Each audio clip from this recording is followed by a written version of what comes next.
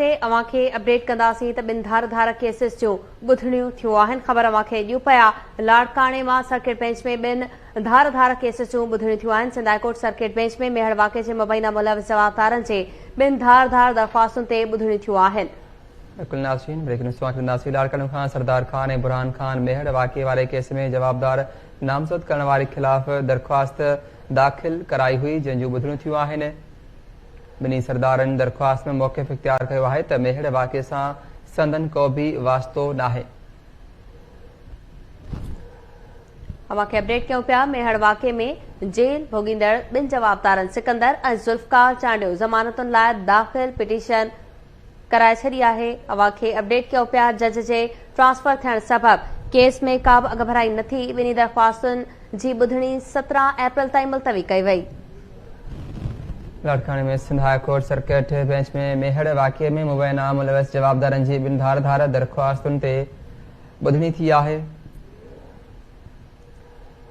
Sindh high court circuit bench में मेहर वाक़े में मुबैना मुलविस जवाबदारनि जे ॿिनि धार दरख़्वास्तुनि ते ॿुधणी थियूं आहिनि।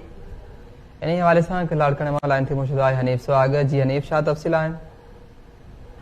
जी बिल्कुल, अॼु जेको आहे Sindh high court circuit court Larkana में सरदार खान चांडियो ऐं बुरहान खान चांडियो तरफ़ां जेका मेहर वाक़े में खेनि जवाबदार तौरु नामज़द करणु ऐं जेल भोगींदड़ ॿिनि जवाबदारनि जेको आहे सिकंदर अली ऐं ज़ुल्फ़कार चांडियो तरफ़ां पंहिंजी ज़मानत लाइ दाख़िल जेका पिटीशन जी ॿुधणी थी, जिथे जज जे ट्रांसफर थियण सबबि का बि अॻभराई न थी ऐं ॿिन्ही दरख़्वास्तनि जी ॿुधणी जेका आहे 17 अप्रैल ताईं मुलतवी कई वई आहे। उन खां पोइ जेको आहे मीडिया सां ॻाल्हाईंदे उमेर रबाब चांडियो चयो त जेको आहे असांखे उमेद आहे त अदालत असां सां इंसाफ़ कंदी ऐं मुख़्तलिफ़ वक़्तनि ते जेको आहे इन केस जे हवाले सां बि जेको आहे हाज़िरी थींदी रहियूं आहिनि। हर हाज़िरी ते मां ईंदी रही आहियां त मूंखे उमेद आहे त मूंसां इंसाफ़ थींदो।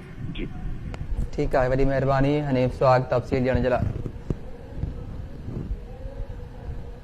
लाड़काणे मां ख़बर पिया Sindh high court circuit bench में मेहर वाक़े में मुबैना मुलविस जवाबदारनि जे ॿिनि धार दरख़्वास्तुनि जी ॿुधणी थी आहे। सरदार खान ऐं बुरहान खान मेहर वाक़े वारे केस में जवाबदार नामज़द करण ख़िलाफ़ दरख़्वास्त दाख़िल कराई हुई।